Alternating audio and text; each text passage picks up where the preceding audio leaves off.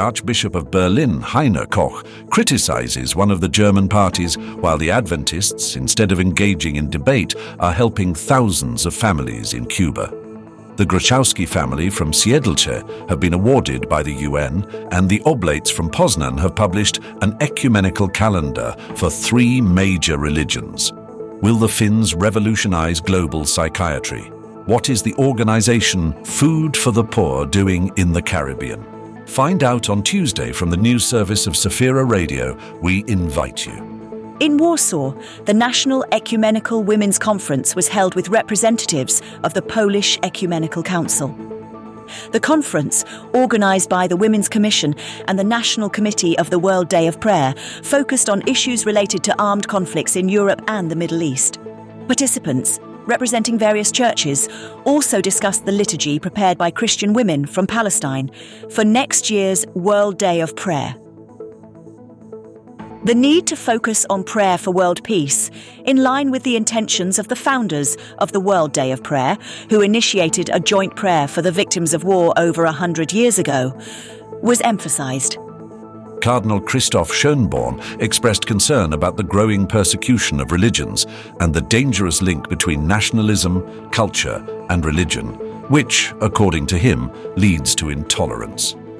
In an interview with Die Malteser magazine, the Metropolitan of Vienna referred to global cases of persecution of various religions.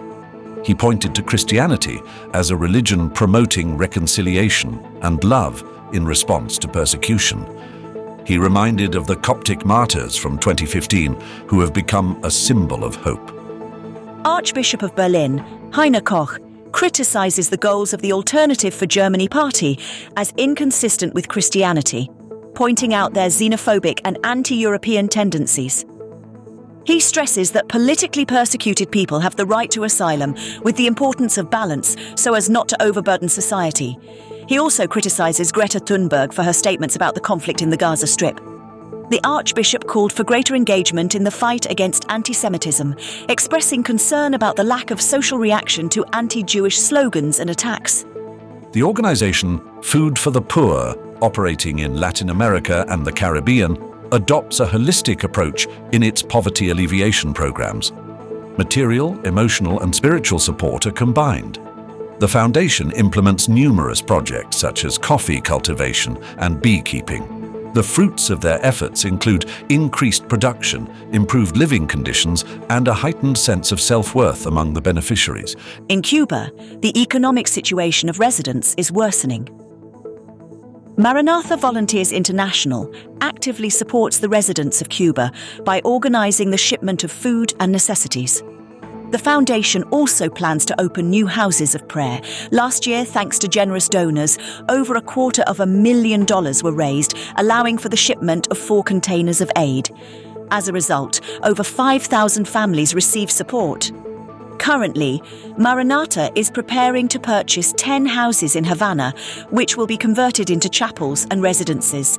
The organization has been operating in Cuba for nearly 30 years, having built or renovated over 200 churches, as well as an Adventist seminary in Havana. Lena and Władysław Grochowski from Siedlce, founders of the Lena Grochowska Foundation, have been honored with the Nansen Award by the UN.